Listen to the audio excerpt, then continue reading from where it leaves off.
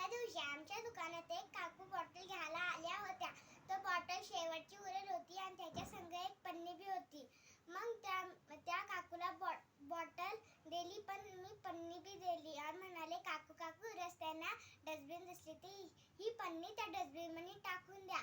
त्या काकूने काय केलं, डस्टबिन मध्ये नाही टाकलं, इथंच टाकून दिलं. तर मी त्या काकूला म्हणाले, काकू काकू इथं नका टाकू, तर डस्टबिन मध्ये टाका, एखादं जानवर येईल खाईन आणि जाईल आणि त्यांची मृत्यू बी होऊ शकते.